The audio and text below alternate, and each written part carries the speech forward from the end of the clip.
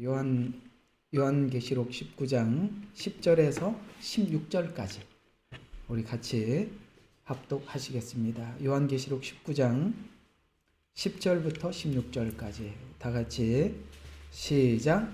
내가 그에게 경배하려고 그의 앞에 엎드렸더니 그가 내게 말하기를 보라, 그러지 말라.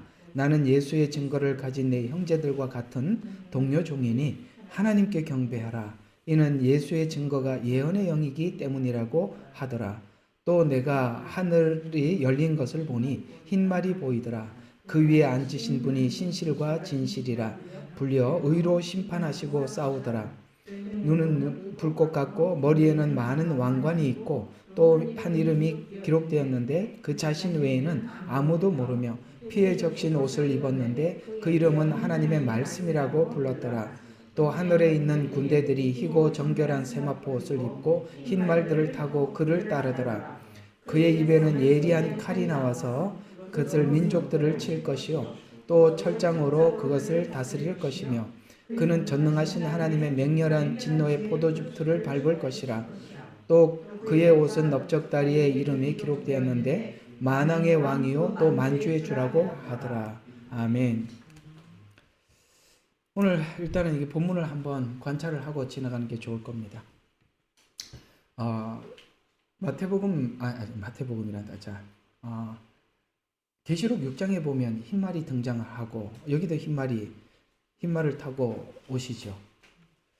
그래서 6장에 있는 그 흰말은 이기려고 하더라 이렇게 나오고 있습니다. 여러분, 예수님께서 이기려고 한 적은 없죠. 그분은 이긴 자로 등장을 하고 있습니다. 왜냐하면 요한계시록 교회에 하나님께서 예수님을 소개하면서 이긴 자라라고 이렇게 소개를 하고 있거든요. 근데 이기려고 하더라라는 것은 예수님의 그 사역과 어울리지 않습니다. 그래서 예수님께서 마태복음 24장에 보면 너희가 미혹을 받지 않도록 주의하라라는 말씀을 우리가 딱 인지를 해보면 이 흰말은 요한계시록 6장에 나와 있는 인재앙의 흰말은 미혹이구나라는 걸 알 수 있습니다. 그래서 예수님 재림하기 전에 이 전 세계에 엄청난 미혹이 있을 것입니다. 그 미혹은 이렇게 생각하시면 됩니다. 신자들도 미혹을 당하고 불신자들도 미혹을 당합니다. 신자들은 어떤 미혹을 당하느냐면 이 복음에 대한 미혹을 당하게 되죠. 불신자들은 어떤 미혹을 당하느냐면 이 세상이 모든 사람들을 속이고 기만을 하는 일에 속습니다. 그런데 기독교인들 중에서도 많은 사람들이 속게 될 텐데 이 복음을 복음답게 믿지 않는 사람들은 이 미혹에 많이 넘어지게 될 것입니다. 이것이 바로 마지막 때 찾아오는 시험이라고 생각을 하시면 되겠습니다. 그런데 여기 보면 이제 예수님께서 이제 오시는데요. 그분이 오시는 것을 만왕의 왕이고 만주의 주라 이렇게 소개하심으로써 우리 이 상황을 생각해 보십시오. 이스라엘 백성들은 예수님께서 십자가에 죽기 전 주간에 예루살렘 성을 입성했던 사건을 우리 복음서에서 확인한 적이 있죠. 거기 보면 호산나 호산나 다윗의 왕으로 오시는 이여 하고 그들이 겉옷을 깔고 종려나무 가지를 가지고 예수님을 맞이했었습니다. 그러나 예수님은 그들의 기대와 다르게 그렇게 승리한 주로 오신 것이 아니라 십자가에 죽으신 주로 왔기 때문에 유대인들이 거절을 하게 됩니다. 그런데 그들이 정말 기대했던 예수님을 드디어 만나지요. 만왕의 왕 만주의 주를 기다리고 있거든요. 유대인들은. 그런데 만왕의 왕이요 만주의 주로서 언제 오시느냐? 바로 아마겟돈 전쟁 때 오시는 것입니다. 그래서 성경에서는 구약의 대부분 예언이 아마겟돈 전쟁에 초점이 맞춰 있다는 것을 아셔야 돼요. 놀랍죠? 처음 들었죠? 거의 처음 들었을 겁니다. 이게 얼마나 복음이 왜곡되고 감춰져 있는지 누군가가 신기하게 자기는 풀었다라고 해도 다 이스라엘을 중심으로 이스라엘을 보지 못하고 그러니까 헛되게 푸는 것입니다. 그래서 유대인들이 예수님을 맞이할 수밖에 없어요. 만왕의 왕이요 만주의 주로다라고 그때 초림 때 그런 주님인 줄 알고 있었는데 십자가에 죽어서 그냥 예수님을 버려버린 거거든요. 그런데 유대인들이 특별히 이 7년이라는 엄청난 기간을 겪으면서 아마겟돈 전쟁을 마지막 7년 최후에 있는 이 전쟁을 겪으면서 너무 이제 정말 그들이 기대 맞구나 하고, 그래서 만왕의 왕이요 만주의 주가 되셔서 뭐가 20장에 보면 천년 왕국이 통치가 시작되는 것입니다. 이렇게 연결이 되어 있고, 이 계시록 19장과 20장에서만 이렇게 되어 있는 게 아니라 구약의 모든 예언이 똑같은 구조로 이렇게 설명이 되어 있어요.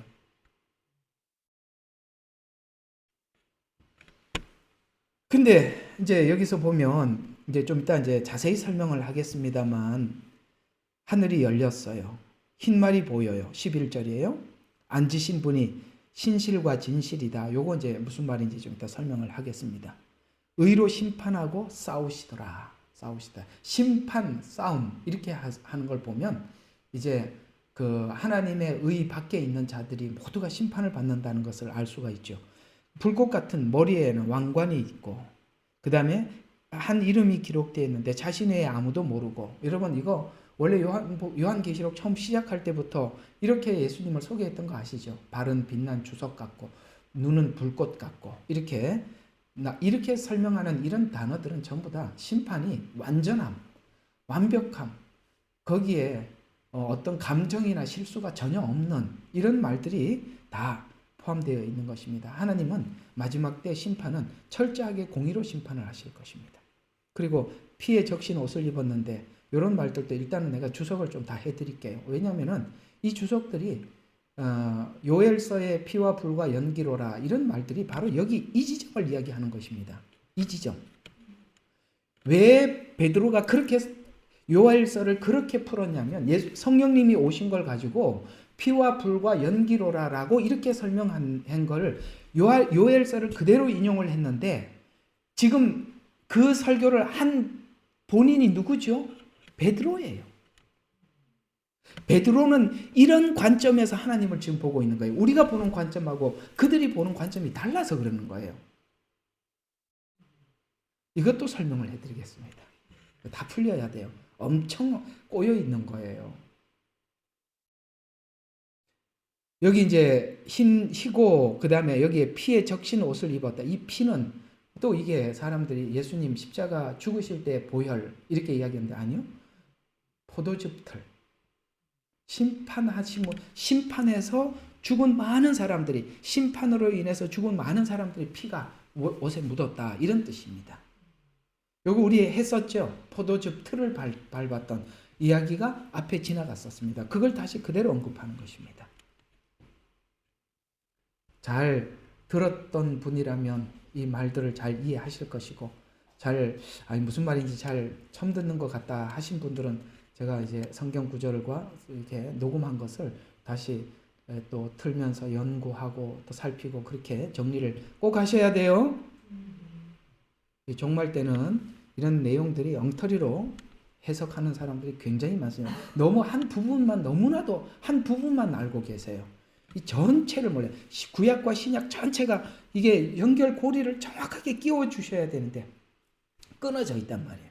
그러니까 그 설명 자체가 뭔가 일부분은 맞아 들어가는데 그 다음 연결고리가 안 맞아요. 다르게 자꾸 연결된단 말이에요.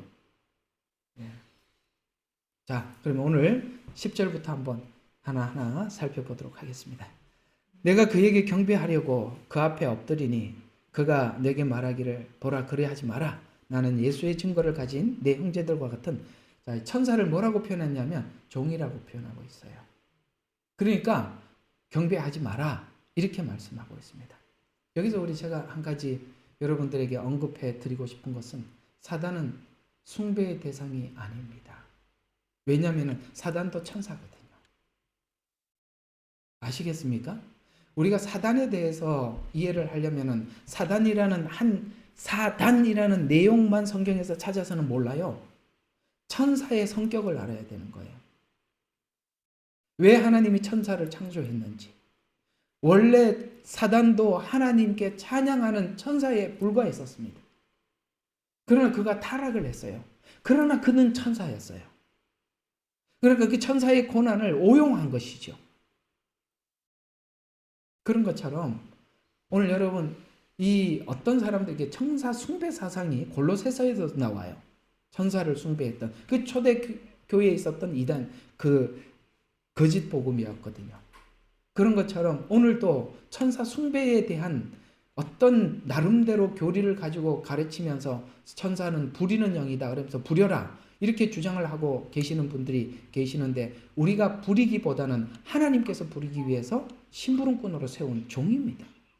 이런 관점에서 먼저 출발을 하셔야 돼요. 자기 관점에서 부리라고 했다 그러면서 그것 좀 만든 것도 너무 이상해요. 어쨌든 경배하지 마라 라고 말을 합니다. 자, 그래서 예수의 증거가 예언의 영이다 라고 말씀하면서 요한계시록의 증언은 예수님이 하신 증언으로 계시록 처음부터 시작된 말씀이었는데, 요한계시록 1장 1절과 2절에 보면 예수께서 증언하는 것과 계시하는 것을 주어적 소유격인 형태인 예수 그리스도의 계시, 예수 그리스도의 증거라고 표현했어요. 그러니까 요한계시록의 주인공은 철저하게 누굽니까? 예수님이셨던 것입니다. 요한계시록의 철저하게 주인은 예수님이세요. 자, 여기서 우리가 틀어지지 말아야 할 부분이 한 가지가 뭐가 있냐면, 요한계시록을 하나님 중심으로 풀어도 문제가 있는 거예요. 왜냐하면 이 모든 예언의 중심에는 예수님이 계셨거든요. 왜냐하면 예수님을 처음에 1장에 소개했고 그 다음에 인봉한 책을 봤을 때 누가 이 인봉한 책을 열 수 있을까라고 했을 때 이 인봉한 것을 열 자가 계셨는데 그분 또 예수님이라고 하셨어요. 그리고 오늘 세 번의 할렐루야가 등장하는 것 중에서 예수님은 신랑으로서 신부를 맞이하고 있습니다. 그래서 천년 왕국의 주인도 누굽니까? 예수님이세요. 그러니까 지금 요한계시록은 처음부터 끝까지 주인공이 누구였어요? 예수님으로 쭉 흘러오고 있었던 거예요. 이게 만약에 성령님으로 주제가 바뀐다든가 하나님으로 바뀌어버리면 또 틀어지는 거라 이 말이에요. 그러니까 이 성경을 본다는 것은 많은 개념을 다 정확하게 탑재를 하고 정확하게 그걸 쭉 지나가는 과정 속에서 흐트림 없이 살펴야 되는 거예요. 사실 제가 설교자지만 제가 설교를 하면서 굉장히 두려운 게, 정말 이 설 때마다 두렵고 떨리고 마음에 부담이 되는 것은 혹시나 뭔가가 조금 내가 잘못 갈까봐 이렇게 두려운 거예요. 근데 그걸 아무 생각 없이 함부로 막 내뱉으면 정말 곤란한 거예요. 아시겠습니까? 하나님 말씀을 전달한다는 것은 정말 심각하게 두렵고 떨리는 마음으로 확인을 하고 또 확인을 하고 또 체크를 하고 또 언어가 뭘 설명하는지 이것이 뭐하고 연결이 돼서 어떻게 풀어지는지 잘 살펴보고 그리고 이야기를 해야 되는 건데, 탁 기도하다 피를 받았다고 탁 내던지는 것은요 상당히 문제가 많습니다. 뭔가 하나님이 주셨으면 체크를 해보시라 이 말이에요. 아시겠습니까? 그래서 어떤 분이 그런 이야기를 합니다. 성경이 안 열렸었는데, 어떤 목사님 이야기예요. 성경이 안 열렸었는데 영적으로 풀기 시작하니까 다 풀리더라는 거예요. 참 나는 영적으로 푸는 게 상당히 위험하다는 걸 본인은 잘 모르시는 거예요. 물론 영적인 게 많지요. 그러나 이걸 아셔야 돼요. 성경은 영적이지만 역사가 있단 말이에요. 역사가 없는 영적인 것은 신비주의예요. 역사에 맞춰지지 않으면 그런 거예요. 그래서 아모스서에서 이렇게 말씀한 거예요. 여호와 책을 자세히 보라. 그 중에 빠진 것이 없고 짝이 없는 것이 없다. 이렇게 말씀하고 있는 겁니다. 그러면 이 짝을 어떻게 찾아야 되느냐 하면, 영적으로 풀더라도 역사적 사실과 연결을 시키지 않고 영적으로 풀어버리면 그거는 신빙성이 없는 거예요. 듣는 사람들이 받기에 상당히 곤란하다 이 말이에요. 그래서 설교하기가 엄청 어려운 거예요.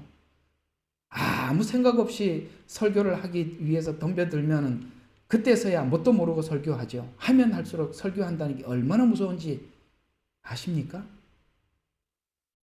하면 할수록 점점 아무렇지도 않더라. 담대해지더라. 아니요, 저는 망설여지던데요. 저는 망설여지던데요. 참 무섭습니다.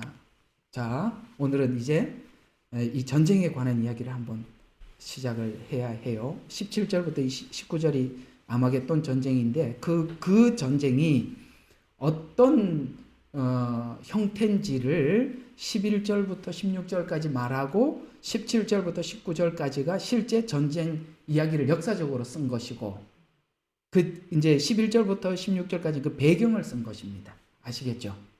그 둘을 이렇게 나누어서 썼습니다. 이 요한계시록이 사실은 이 요한이 이 계시를 보고 얼마나 정리를 잘해서 썼는지 몰라요.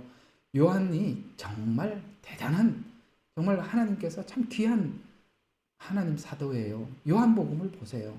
요한복음은 너무 깊어요. 계시록도 그렇습니다. 그래서 우리가 바울의 복음이 깊다 하지만 요한복음, 요한서신을 연구를 해보면 이 요한이 쓴 서신들이 얼마나 깊은지 몰라요. 참 하나님께서 우리를 위해서 이렇게 잘 적어주셔서 너무 감사해요. 자, 11절. 자, 그래, 이 주제가 좀 아마겟돈 전쟁이니까 이 아마겟돈 전쟁에 대해서 우리 한번 설명을 좀 하고 들어가는 게 좋을까요? 자, 이 아마겟돈 전쟁이라고 이야기하는 것이 여기에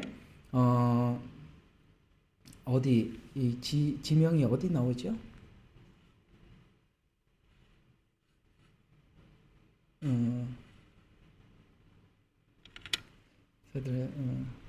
자, 이 아마겟돈 지명을 통해서 이 전쟁을 밝히는 것은 왜 지명을 쓰느냐면 유브라데, 아마겟돈 이런 단어를 쓰는 것은 유브라데는 여러분 그 지금 유브라데스 강을 이야기하는 것입니다. 그것이 제가 알기로는 어디서부터 출발했다. 그게 세 개의 나라를 지나가는 걸로 알고 있어요. 시리아를 지나가고 이라크를 지나가나? 그 다음에 이스라엘을 지나가고 아마 이렇게 기억이 지금 잘 안 나는데 하여튼 이 강 길이가 엄청 깁니다. 그래서 유브라데라는 지명을 쓰는 이유도 그 전쟁 자체가 전 세계 대전이 아니라 국지전이라는 것을 우리에게 이해시키기 위해서 그런 것입니다. 이 아마겟돈이라는 전쟁, 이것도 무기토라는 그 지역을 의미하는 것입니다. 그러니까 이 지명이라는 것을 우리가 일단은 알아도 우리는 지금 일어나는 한 두세 개 나라가 전쟁을 하게 되면 좀 대전이라고 하지요. 1차 세계대전, 2차 세계대전, 3차 세계대전 이렇게 대전이라고 표현을 하지만 그러나 이 대전의 시작의 발발 지역이 어디냐라는 의미에서 유브라데다. 그 다음에 아마겟돈이다. 라고 그렇게 설명을 하고 또 하나님께서는 천년 왕국이 끝난 이후에도 곡과 마곡이라는 이 지명을 우리에게 알려줌으로 인해서 어떤 민족들이 어떻게 전쟁을 일으킬 것인지 어느 지역에서 일어날 것인지를 우리에게 미리 이렇게 말씀을 해 주셨다는 것에 대해서 아셔야 하는 것입니다. 그래서 이것이 물론 거의 세계대전과 같은 형태로 가겠지만 그러나 실제 전쟁이 일어나는 지역은 이곳이다 라고 말씀을 하고 있었어요. 그래서 이곳으로 왕들을 모아서 일어날 전쟁으로 큰 날, 자, 요걸 잘 기억하세요. 큰 날 있을 전쟁이다. 이 큰 날이라는 이 말이 저를 봐주세요. 예. 큰 날이라는 이 말이 성경에는 그 날 이렇게 표현되어 있어요. 구약에는 그 날, 큰 날 이런 말로 똑같은 이야기예요. 이게 전부 다 어떤 이야기를 가지고 큰 날이라고 하고 그 날이라고 표현을 하냐면 바로 이 전쟁을 이야기하는 것입니다. 그러면 여러분들이 7년이라는 기간 전체 안에다 두리뭉실하게 집어넣지 않고 정확한 화살 촉과 같이 그 지점을 향해서 딱 포인트를 꼽아놓고 성경을 읽어보시면 완전히 달라집니다. 이게 전인지 중간인지 후반인지 왔다 갔다 하지 말고 정확한 지점을 찍고 보란 말이에요. 왜? 구약이 계속 이 지점을 이야기를 하고 있었으니까요. 그래서 구약에서는 이 전쟁에 대한 예언이 굉장히 예언서에 많이 나와 있어요. 그래서 어떤 말로 큰 날, 또 여호와의 날, 크고 두려운 날, 그 날, 이런 표현들은 전부 이 시간을 두고 하는 겁니다. 아시겠죠? 17절부터 19절, 요 아마겟돈 전쟁을 이야기하는 것입니다. 구약의 표현대로 한다면 이 날은 하나님의 백성을 괴롭게 하는 자들에게는 심판의 날이고 하나님의 백성들에게는 구원의 날이에요. 그래서 그날 내 백성을 하나님 구원하시겠다. 이렇게 말씀하신 내 백성은 대부분이 구약에 약속한 이스라엘입니다. 그래서 아마겟돈 전쟁은 7년 막바지 천년 왕국이 시작되는 시점에서 일어나는 전쟁으로, 자, 이것을 절기로 맞춰보면 나팔절의 마지막 나팔이에요. 우리 절기 공부했죠? 다시 리마인드 한번 해봐요. 자, 나팔절에는 나팔을 몇 번 부른다고요? 100번. 100번을 쭉 불어요. 그래서 여러분 나팔지향 아시죠? 1나팔, 2나팔, 3나팔, 7번째 나팔이 마지막 나팔이에요. 그게 요 전쟁이에요. 아시겠죠? 그래서 7번째 나팔은 7대접, 그러니까 7번째 나팔은 7대접 전체가 7번째 나팔입니다. 아시겠어요? 그러니까 7대접 마지막 대접이 쏟아지는 게 전쟁이에요. 이 전쟁이. 그러니까 나팔 절기로 보면은 마지막 나팔. 그래서 왜냐면은 이스라엘은 나팔절에 나팔을 불다가 10번째부터 그러니까 91번째부터 100번째까지는 나팔 자체가 달라요. 그리고 마지막 나팔은 길게 우리 한번 쇼파르 뭐 이렇게 해가지고 여러분 그 나팔 부는 그거 유튜브에 누가 잘 불어놨더라고요. 한번 들어보세요. 그래서 최고 마지막 나팔은 그까지 웅 하고 엄청 오래. 왜? 그 사람이 진짜 기진맥진 할 때까지 부르는 겁니다. 기단 말이에요. 왜요? 후 3년 반 끝까지 가기 때문에 그렇습니다. 그래서 이 나팔이 딱 불고 끝나는 그 날이 무슨 날이냐? 대속죄일입니다. 대속죄일은 이스라엘 전체가 구원받는 날이죠. 아시죠? 구약의 대속죄일. 대제사장이 지성소에 들어가서 이스라엘 백성들이 1년 동안 지었던 모든 죄가 한순간에 용서받고 끝나는 날이죠. 그런 것처럼 오늘 이 대속죄일, 이 마지막 나팔, 이때가 드디어 이들이 메시아인 예수님을 알게 되고 믿게 되고, 아시겠습니까? 그래서 후 3년 반 쭉 견디다가 이걸 통해서 그들이 예수님을 영접하게 되고 그 다음에 천년왕국으로 쑥 들어가는 겁니다. 자, 우리 절기 전에 했던 거 한번 다시 한번 리마인드 해보죠. 자, 6월절 뭐죠? 예수님의 죽으심. 무교절 뭡니까? 장사 지내심. 이거 누군지 좀 이거 좀 안 올렸으면 좋겠는데 누가 이렇게 계속 올리나? 글 좀 올리지 말아주세요. 누군지. 자, 그 다음에 무교절, 장사 지냄. 초실절은 뭐죠? 부활절. 우리 절기 다 그러니까 최소한 다 잊어버렸다. 이거는 꼭 기억하셔야 돼요. 초실절은 첫 열매인 그리스도의 부활. 오순절은 뭐죠? 성령 강림. 그래서 왜 50일을 두느냐? 곡식이 익어야 하기 때문에 그렇습니다. 성령을 보내서 우리를 그리스도의 신부로 이렇게 변화시키고 바꾸는 이 작업을 성령님을 보내주셔서 하시는 것입니다. 그 다음에 나팔절, 재림과 관련이 있다고 말씀을 드렸죠. 재림나팔, 이 모든 성령 예수님께서 오시는 이 징조들은 우리로 하여금 준비하라는 거예요. 지금 우리 나팔 소리 듣고 있죠. 이스라엘의 전쟁도 나팔 소리 중에 하나예요. 아시겠죠? 기근과 전쟁과 이런 모든 그 다음에 전염병 이런 것들이 전부 다 나팔 소리들이라 이 말이에요. 예수님이 곧 오신다 곧 오신다 이 소리가 점점 크게 들리고 가까이 들리는 것입니다. 나팔절이 끝나는 즉시 그날 무슨 대속죄일이 있는 것, 영원한 속죄, 정결의식, 그리고 장막절. 우리 여기 보면 요한계시록 20장도 보면 이게 아마겟돈 전쟁이 끝나고 20장에 들어가서 뭐가 있죠?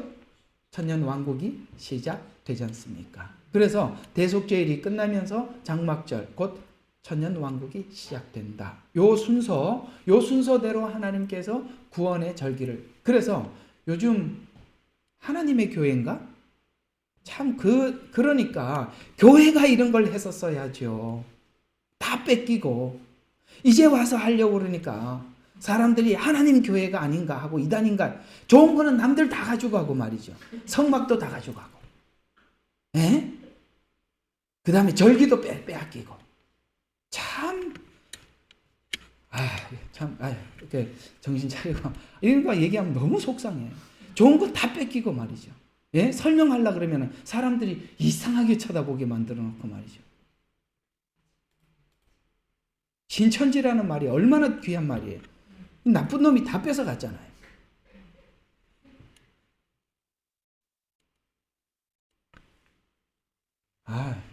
아직도 이게 이런 거에 대해서 저는 참 화가 되게 나는 사람입니다. 자, 침착하게. 자, 아마겟돈 전쟁과 대속죄일의 관계는 나팔절은 대속죄일과 연결되어 있습니다. 나팔절 대속죄일이 끝나면 이어서 오늘 여기 보니까 장막절 혹은 초막절이라고 하죠. 그 절기로 이어지게. 그 장막절이라는 말하고 초막절이라는 같은 이야기예요. 그래서 이 장막절, 그 초막절은 천년 왕국을 상징하는 절기입니다. 자, 그러면 아까 이제 오늘 여기 19장에 나와 있는 이 전쟁을 구약에서는 이게 큰 날이라 이렇게 예언되어 있다라고 말씀을 드린 적이 있죠. 자, 그러면 우리 아까 말씀 내가 요엘서 한번 풀어드린다고 했으니까 그걸로 한번 가봅시다. 요엘서 3장 9절에서 16절.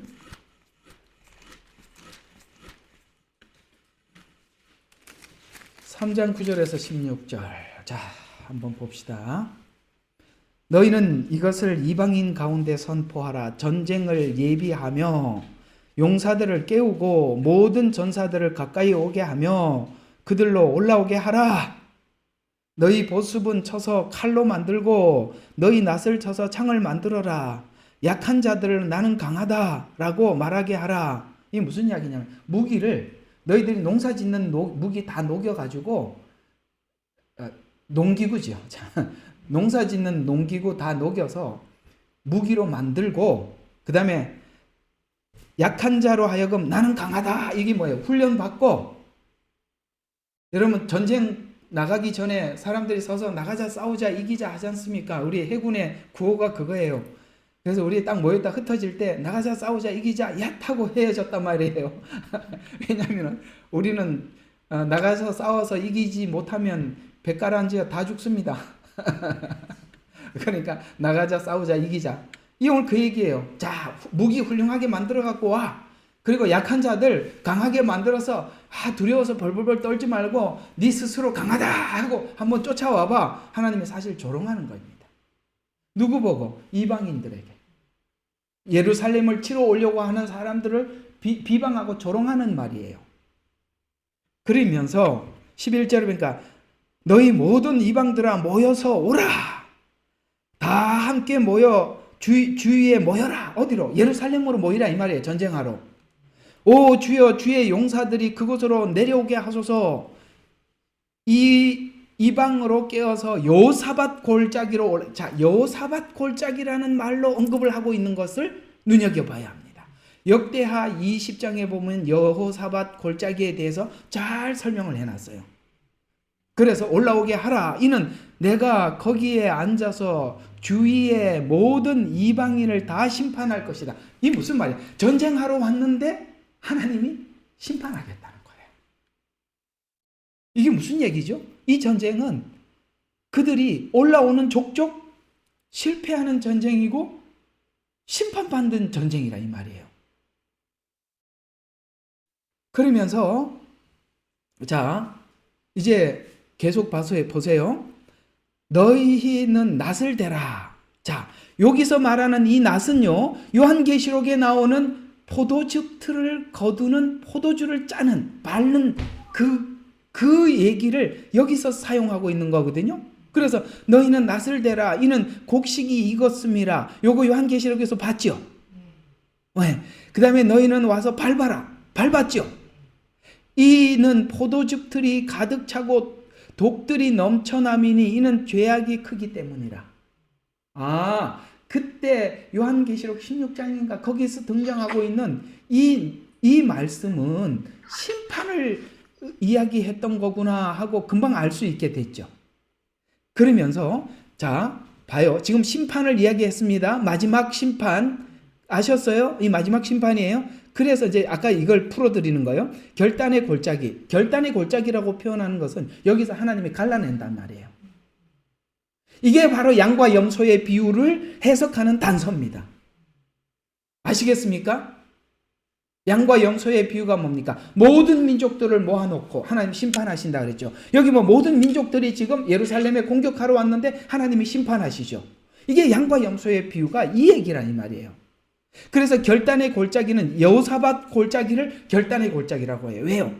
역대하를 읽어보면 거기에 이스라엘을 심판하러 온 자들을 하나님이 개입하셔서 그들을 심판하신 것처럼 마지막 말세에도 똑같은 형태로 이방인을 심판하겠다는 것이죠. 그래서 결단의 골짜기에 많은 무리들이 있으니 이는 주의 날이, 그래서 주의 날이라고 말하는 거예요. 그날을 주의 날이라고 하면서 결단의 골짜기가 가까움이라 라고 하면서 15절이 등장하는데 이걸 베드로가 쓴 겁니다. 그러면은 해와 달이 어두워지고 별들이 빛을 거두리라 피와 불과 연기로라. 여기 피는 뭐죠? 아까 포도즙 틀을 밟았던 피예요. 그래서 달이 어두워지고 별이 그들의 빛을 거두리라 라는 말은 이 마지막 때 하나님께서 이스라엘에게 심판으로 약속했던 그 약속을 할 때마다 쓴 단어들이 해와 달이 어두워지고 별이 빛을 거두리라는 이 단어들을 계속 써왔다 이 말이에요. 그래서 또 주께서 시온에서 표효하시고 예루살렘에서 그의 음성을 내리니 또 하늘들과 땅이 진동하리라. 이건 뭡니까? 마지막 때 지진이 일어나서 다 거기서 묻혀버린단 말이에요. 그래서 땅이 진동하리라. 그러나 주는 그의 백성의 소망과 이스라엘 자손의 힘이 되시리라. 누구에게 힘이 되셔? 이스라엘에게 힘이 되시리라. 그러니까 이 베드로는 지금 성령님이 오셔서 요엘서 말씀을 인용을 하고 있지만 그가 이해하고 있는 예수님은 자 이렇게 예수님 십자가에서 부활하시고 난 이후에 사람들이 예수님께 뭐라고 질문했죠? 여러분 기억하세요? 예수님 부활하시고 난 뒤에 사람들이 제자들이 예수님께 뭐라고 질문했죠? 이스라엘을 회복하심이 이때니까 이렇게 얘기했잖아요. 그러면 이스라엘의 회복하심이 이때니까라는 개념은 그 사람들이 이 개념이라 이 말이에요. 아시겠습니까? 지금 대화를 예수님과 이스라엘 백성들이 하고 있잖아. 그러니까 베드로가 피와 불과 연기로라. 지금 요엘서를 그대로 인용하는데 주의 이스라엘을 회복하는 완전한 회복이라고 생각을 했는데 베드로는 이때 이 말을 인용을 하면서도 이방인에게 교회에 이 복음이 전해졌다는 사실을 베드로가 그때 알고 있었어요? 몰랐어요? 몰랐잖아요. 아시죠? 나중에 알았던 거. 고넬료 사건 이후에 이방인에게도 복음이 전해졌구나라고 훗날 알지요. 그러나 사도행전 2장 이때는 베드로가 거기에 대한 이해가 없었다 이 말이에요. 이런 관계성에 대해서 그 시간이 어떻게 흘러갔고 그들이 이런 설교를 하고 이런 고백을 했을 때 유대적 관점에서 이런 말을 했다는 것을 다 놓치는 거예요. 왜? 이걸 교회라고 이야기를 하니까.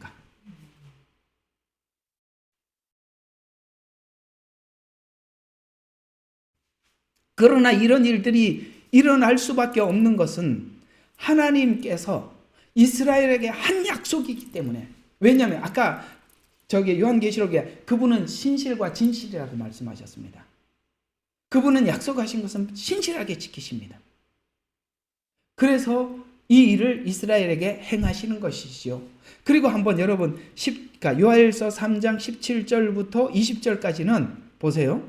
그러므로 내가 나의 거룩한 산 시온에 거하는 주 너의 하나님임을 알게 되리니 그때의 예루살렘은 거룩하게 될 것이요. 예루살렘이 거룩하게 된대요. 다시는 타국인들이 그것을 통과하지 못하고 그날에는 산들이 새 포도주를 떨어뜨릴 것이며 작은 산들이 젖은 흐를 것이요. 이게 무슨 말이냐면 이제 이스라엘이 천년 왕국 때 통치한 내용을 요엘서가 이렇게 짤막하게 예언하고 있는 거예요. 어때요? 이 아마겟돈 전쟁 이후에 바로 천년 왕국으로 이어진다고 요엘서도 똑같이 얘기했죠. 여기만 말한 게 아니라고요. 스가랴서 12장. 여러분, 그래서 구약을 모르면 계시록은 몰라요. 구약을 알아도 유대적 관점에서 풀지 않으면 다 꼬이는 거예요. 대체 신학이 이런 예언서를 설명할 수 없게 만들어버린 겁니다. 스가랴서 12장 2절과 9절 한번 보시죠.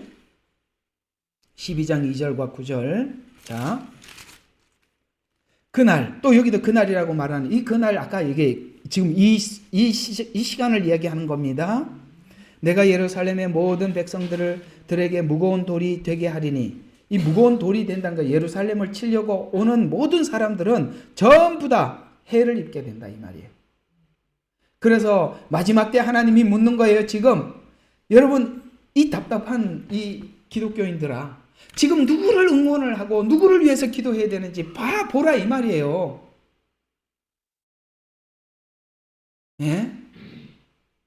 마지막 때 이스라엘 밖의 사람들과 안에 이스라엘과 한 줄로 서는 사람들, 지금 전 세계가 하나님께서 송구영신 예배를 하나님 앞에 구했더니 그걸 얘기해 주시더구만요. 하나님께서는 이제는 이 세상이 두 진영으로, 이게 국가가 진영으로 이제 나누어진대. 이스라엘을 중심으로 한 진영, 이스라엘 밖으로 한 진영. 그래서 옛날에는 교회 안에서 회색 지대였어요. 옛날에는. 근데 흰색과 검은색이 교회 안에서 나누어지고, 이제는 전 세계가 나누어지고. 아시겠습니까? 이렇게 나누어지는 거래요. 이제는 점점 이렇게 전쟁을 통해서 사람들이 뭔 얘기하는지 들어보면 되는데, 아까 낮에도 이야기한 것처럼 참 전혀 개념이 없어요. 자, 계속 봐요.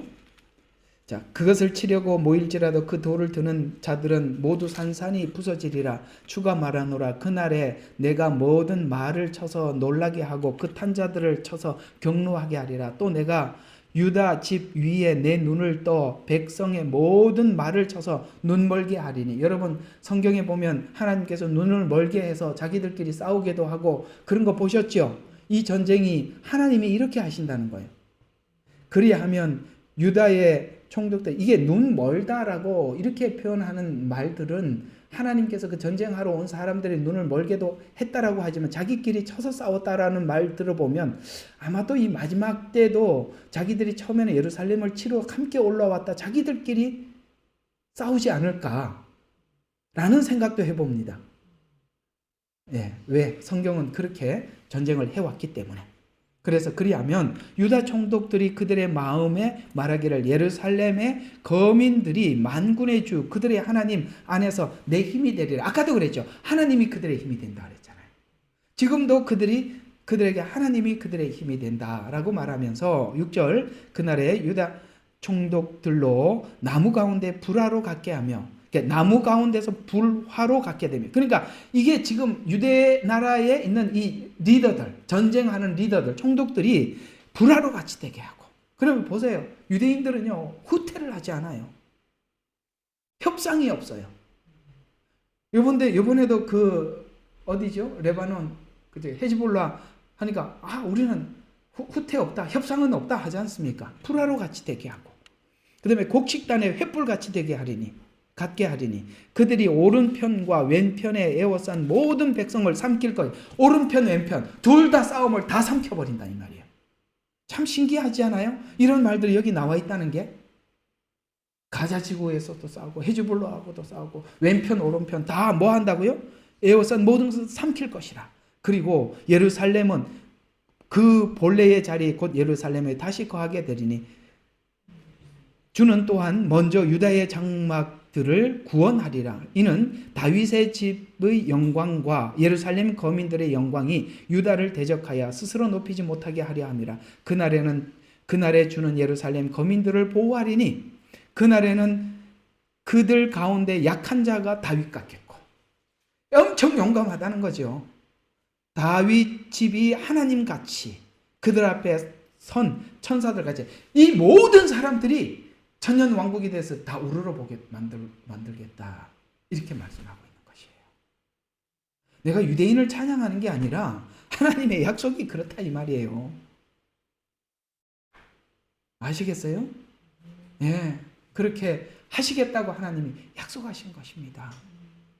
그래서 이 전쟁을 통해서 하나님, 그 유대인들은 많은 걸 경험하게 될 거예요. 하나님의 어떠하심에. 그들은 정말 다윗같이 용감하게 싸우게 될 것입니다. 하나님을 의지해서. 그리고 계속 승리하게 될 거예요. 사실은 유대인들의 인구가 전체 합해서 800, 900만 밖에 되질 않잖아요. 거기서 진짜 이런 사람 저런 사람 빼고 나면 몇 명 되겠어요.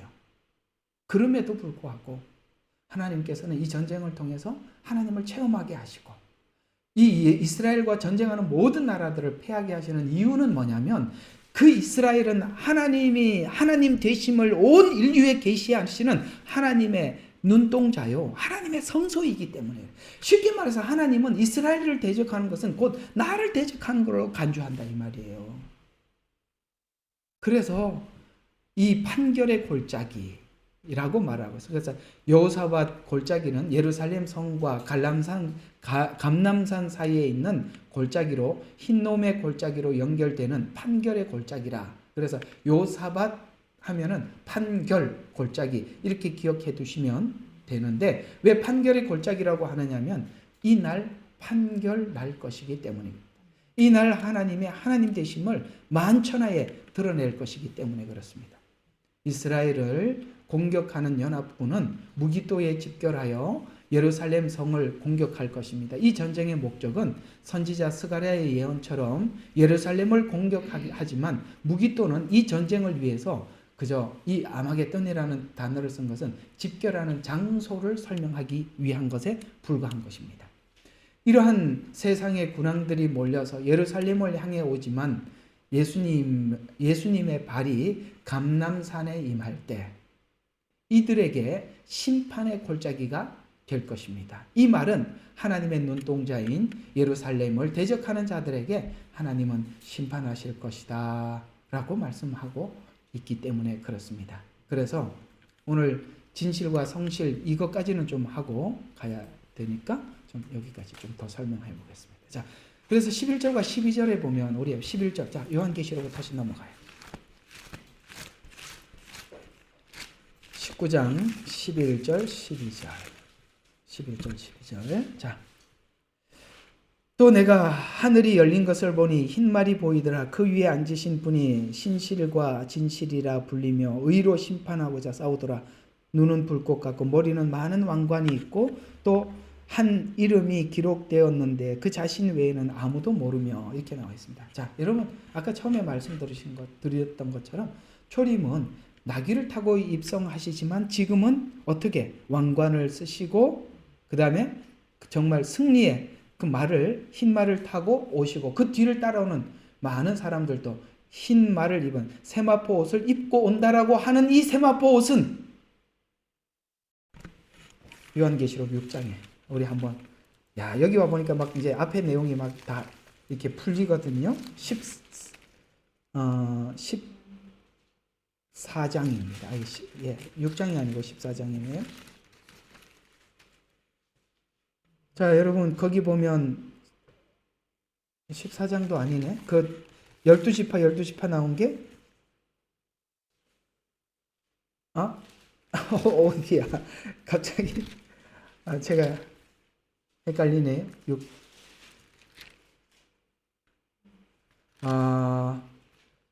그 12지파 이름을 14만 4천이 나오는 데가 7장이에요. 6장이 아니고 7장이구나. 잊지 말자. 자, 여기 보면 흰옷 입은 무리가 9절에 나오죠. 2일 후에. 그렇죠? 7장 9절. 예. 2일 후에 내가 보니 보라 모든 민족들과 족속들과 백성들과 언어들에게 아무도 셀 수 없는 큰 무리가 흰옷을 입고 라고 나오는 흰옷이 여기 뭐라고 나와요? 오늘 예수님께서 재림하실 때 어떻게 나옵니까? 14절에 보니까 또 하늘에 있는 군대들이 희고 정결한 세마포옷을 입고 흰 말들을 타고 그를 따르더라 라는 그들이 올라가서 주님과 함께 재림하는 모습으로 등장하여서 이건 뭘 이야기할까요? 그 전에 휴거가 있었구나 라는 걸 암시하고 있는 것입니다. 자, 그래서 흰 옷을 입고 오시는데 예수님을 영접하는 아내들도 희고 깨끗한 세마포 옷을 입고 맞이했어요. 흰 말은 원래 성경에 나오는 이 흰 말의 특성은 뭐냐면 여러분 그 검은 말, 흰 말, 청황색 말 이런 게 나오잖아요. 붉은 말. 이런 말들은 그 당시에 승리한 개선 장군들이 그 시저 앞에 시저가 우리가 여러분 로마 그 영화 보셨죠? 그 높은 계단에 앉아갖고 시저가 탁 그 호를 들고 왕관을 쓰고 앉아 있으면 전쟁에서 이기고 돌아온 개선 장군이 가장 앞에 서서 쫙 지나가면은 왕이 일어나서 호를 들고 환영을 해주고 백성들이 박수를 치고 환영을 하거든요. 그때 탄 말들이 요 네 가지 색상 말 중에 한 마리를 탑니다. 흰 말을 타든지. 그러나 대부분이 흰 말을 타고 등장을 해요. 붉은 말도 타기도 하고 청황색 말도 타기도 하는데 그 흰 말은 보통 승리의 어떤 의미로 전달할 때 쓰는 그런 말의 색깔을 흰 말이라고 합니다. 근데 여러분 너희가 그리스도가 여기 있다 저기 있다 해도 믿지 말라고 하는 그 말은 인재양에 보면은 첫째가 흰 말이 나오는데 그게 적그리스도라는 말이에요. 그래서 미혹이라는 뜻이에요. 그래서 그리스도가 여기 있다 저기 있다 하고 믿지 마라. 땅에 오는 게 아니라 하늘로부터 온다. 그래서 이 땅에 있는 그리스도는 다 가짜다. 이렇게 우리에게 언급해주고 있는 거예요. 다 성경이 우리에게 답을 줬던 거거든요. 그래서 심판주로 오시는 그 예수님의 승리를 이미지한 것인데 심판주로 오시는 그분을 신실과 그러니까 신실과 진실이라고 기록되어 있는데 다른 성경에는 충실 이렇게 기록되어 있습니다. 그러면 이 말이 처음부터 요한계시록 3장 14절부터 나와 있어요. 14절에 보면 소개된 신실하시고 참된 증인이라 라고 소개했었어요. 그리고 1장 5절에 보면은 충성된 증인으로 죽기까지 신실했다라고 소개하고 있어요. 그러면 이 신실이라는 말이 무슨 말이냐? 약속을 신실하게 이행하신 분으로, 아멘? 약속을 하고 못 이루는 게 아니라 신실하게 이루시는 하나님으로. 그런데 하나님께서 하나님 우리에게 한 약속을 신실하게 이룬다는 근거가 어디 있죠? 한번 물어봅시다. 이게 여러분들의 믿음의 근거가 뭐냐고 제가 묻는 것과 같은 거거든요. 여러분들은 예수님을 믿는 근거가 어디 있어요? 저는 분명히 있습니다. 십자가 사건입니다. 그래서 여러분의 모든 믿음의 근거는 십자가에서 믿음이 시작되어야 하는 거예요. 왜냐하면 그 아들인 예수님께서 이 땅에 오셔서 우리 죄를 대속하실 것이라고 약속하신 거 실제로 오셨어요. 오셨고 십자가에서 내려와라 라고 했지만 견디시고 그 약속을 이루셨죠. 그런 마음으로 하나님은 우리에게 자기의 생명을 마치 우리에게 다 주는 것과 같이 신실하게 약속을 지키시는 하나님이신 하나님으로서 주님께서 마지막 때도 그대로 이 약속대로 이루신다는 거예요. 그러니까 우리가 재림 믿음은 초림 믿음을 기반으로 해서 재림 믿음이 분명한 거예요. 여러분 그래서 사랑 안에는 두려움이 없다는 말이 하나님이 우리를 어떻게 사랑하셔서 그 약속을 신실하게 이루은 줄 우리가 믿잖아요. 그걸 믿는 사람은 두려움이 없는 거예요. 그래서 그 앞에 있는 십자가 믿음이 없으면요 재림 때 두려워서 못 사는 거예요. 그래서 우왕좌왕하는 이 믿음을 십자가 안에서 여러분의 믿음을 견고하게 뿌리를 내리지 않으면 끊임없이 두려운 겁니다. 피난처는 십자가가 피난처예요. 그래서 신실하게 이행하신 분으로 믿음의 대상으로 미래에 이루실 것에 대해서 확신한, 이걸 보고 신실이라는 표현을 쓴다면 진실이라는 말은 진리로 속이지 않는 거짓 없는 진리로 신뢰할 만한, 여러분 거짓이 아니라는 말이에요. 하나님의 약속은. 그래서 이걸 정리하면 약속하신 것을 죽기까지 신실하게 이루셔서 성취하신다는 말인데, 그래서 왕관. 그래서 이제 막 이제 정말 여기서 싸워서 이긴 성도들을 데리러 주님 오시는데, 여러분 우리 면류관에 대해서 두 가지 면류관이 있다고 저번에 배우셨죠. 그거 이제 다 그런 거 알아야 이제 여기서, 이거 그거구나 하고 이렇게 알게 되는데, 주님이 오셨을 때 스테파네스라는 이 면류관을 쓰는 게 아니라 디아데마라는 면류관을 쓰시고 오십니다. 이 디아데마라는 면류관은 뭐냐면 이긴 자에게 주는 면류관이거든요. 예수님도 십자가에서 이긴 것 같이 너희도 어린 양이 어디로 가든지 따라갔던 그 이긴 자로서 예수님은 모든 만왕의 왕의 면류관 이걸 벗어놓고 이긴 자로 쓰는 면류관을 쓰고 이긴 우리들을 맞이하러 나오신다. 이런 말입니다. 참 이런 것까지 성경은 얘기해 주고 있어요. 자, 오늘은 여기까지만. 너무 많이 하면 머리에 쥐나니까 여기까지만 하겠습니다. 자, 그러나 이렇게 여러분들에게 긴 이야기 말고 사실 정리해보면 많은 이야기는 아니거든요. 그러나 이것이 확고하게 여러분들에게 정리되기 위해서는 좀 많은 이야기를 하기보다는 정확하게 반복해서 여러분들에게 강조하여 드림으로써 여러분들이 그냥 쓱 지나가지 않게 이 이야기를 이해해야 다음 이야기를 또 이해할 수 있으니까 특히 요한계시록은 막 누구는 앞에서 열을 내서 설명을 해도 듣는 사람이 개념이 없으면 그냥 뭔가가 있는 것 같은데 붙잡지를 못해요. 그래서 제가 사실 다 듣고 나면 그렇게 긴 이야기도 아니거든요. 내용이 많지도 않아요. 그래서 여러분 하나하나 차근차근 정리하셔서 19장 잘 소화하시기를 바랍니다. 19장이 굉장히 중요한 것은 모든 예언의 마무리이기 때문에 이 19장은 참 중요하고 그래서 우리는 이걸 아셔야 돼요. 성경을 이해하려면 첫 줄을 잡아야 돼요. 첫 줄은 창세기예요. 마지막 줄을 잡아야 돼요. 요한계시록이에요. 이 두 줄을 꽉 잡고 요 사이로 정확하게 관통을 하셔야 돼요. 오케이? 예. 그래서 우리가 이걸 다림줄이라 그래요. 딱 두 개를 딱 잡고 쭉 가야 되는데 쭉 가다가 이단들은 자기가 목적하는 대로 쑥 갑니다. 그게 이단이에요. 이단이라는 말이 원래 한자예요.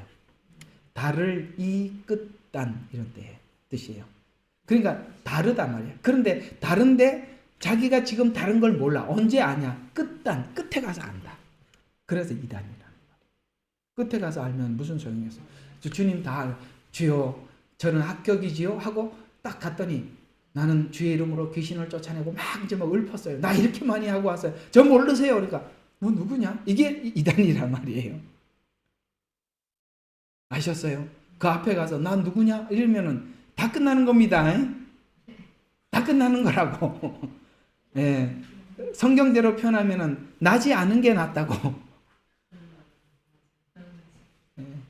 자, 우리 같이 오늘 말씀을 기억하면서 우리 하나님 앞에 한번 한 목소리로 기도하고 마치도록 하겠습니다. 우리 한 목소리로 하나님 앞에 좀 간절히 기도하도록 하겠습니다. 사랑이 많으시고 자비로우신 아버지 하나님 감사합니다. 우리 같이 기도해요. 아버지 하나님 감사합니다. 오늘은 요한계시록 19장을 통해서 구약에 그토록 이스라엘 백성들에게 약속했던 큰 날, 그날 아버지 하나님 그때 하나님께서 이스라엘 백성들이 마치 1년에 한 번씩 대속죄일을 지냈던 것처럼 주님 그날 주님께서 이 대속죄일을 통해서 아버지 하나님 이스라엘 모든 죄를 용서하고 자유함을 얻고 해방을 얻었던 것처럼 하나님 이 날을 하나님께서 이스라엘과 약속하셨고 그 날을 이루어 주실 줄로 믿습니다. 그 날이 가까이 오는 징조를 때를 바라보고 준비하라고 우리에게 또한 말씀해 주셨습니다. 주여 도와주시옵고 원하고 기도하옵기는 오늘 이스라엘에게는 마치 유브라데 전쟁과도 같고 아마겟돈 전쟁과도 같은 전쟁이 발발했습니다. 하나님 이 전쟁을 통해서 저들이 하나님을 더 구하고 찾게 해 주시옵소서. 오늘 하나님께서 마지막 때 일어나는 모든 전쟁 속에 내가 너희를 보호할 것이다 약속하셨사오니 하나님 그들이 아버지는 절박한 상황 속에 하나님의 보호를 경험하게 도와주시옵소서. 그래서 하나님 앞에 돌아오게 해주시고 예수 그리스도께서 저들의 생명의 구주임을 깨달을 수 있도록 하나님 은혜 베풀어 주시옵기만을 간절히 빌고도 원합니다. 주님, 아버지 하나님, 저들에게도 큰 은혜를 베풀어 주셔서 구원받는 놀라운 역사가 하나님이 이 위기 상황을 통해서 하나님께서 이루어 주실 줄 믿습니다. 저희들은 그저 하나님 앞에 기도할 뿐입니다. 저들이 하나님 앞에 돌아오기를 원합니다. 저들이 돌아오는 과정 속에서 수많은 이방인들이 흰옷을 입고 주님 앞에 돌아온다고 말씀하셨으니 하나님, 이 유대인들뿐만 아니라 이방인들조차도 모두가 하나님 앞에 회복되고 돌아오는 놀라운 은혜가 하나님이 마지막 때를 통해서 보게 하여 주시옵고 저희들의 입술이 멈춰 있지 않게 해주시고 담대히 아버지 하나님 그리스도를 전파하도록 은혜 베풀어 주시옵소서. 하나님, 요한계시록의 눈을 활짝 열어주셔서 아버지 하나님 저들에게도 큰 믿음이 되게 도와주시고 오늘 아버지 하나님 예수님을 보내서 십자가에서 죽으시고 아버지 하나님 우리를 구원하셨던 그 열심과 열정으로 신실하게 이 일을 이루어 완성하실 줄로 믿습니다. 기도하겠습니다. 좋으신 하나님 아버지, 오늘도 저희들에게 귀한 은혜 주셔서 감사합니다. 아버지 하나님, 요한계시록 19장을 보니 이스라엘에게 약속했던 그 약속이 신실하게 이루어 주고 계심을 믿기에 저희들은 또한 감사합니다. 우리가 어떻든 하나님의 약속은 불변하고 하나님의 약속은 이루어 주실 줄로 믿습니다. 아버지 하나님, 전쟁 중에 하나님께서 이스라엘을 보호하신다고 약속하셨으니 하나님 저 고통 속에 하나님 친히 찾아가 만나 주시고 예수 그리스도를 계시하여 주시옵소서. 믿게 하여 주시고 돌아오게 하여 주시되 온 세계가 이 이스라엘을 바라보고 있을 때 아버지 하나님, 이 이스라엘에게 행하신 하나님을 바라보고 많은 영혼들이 흰옷을 입고 준비하게 해주시고 아버지 하나님 그들을 따를 수 있는 하나님의 군대가 이 마지막 때 결성될 수 있도록 축복하여 주시옵소서. 우리 하나님의 말씀대로 세계 역사는 이루어질 줄로 믿습니다. 오늘도 귀한 말씀을 통해서 은혜를 주신 하나님께 감사드리옵고 우리를 구원하신 예수 그리스도의 이름으로 기도드렸습니다. 아멘. 예.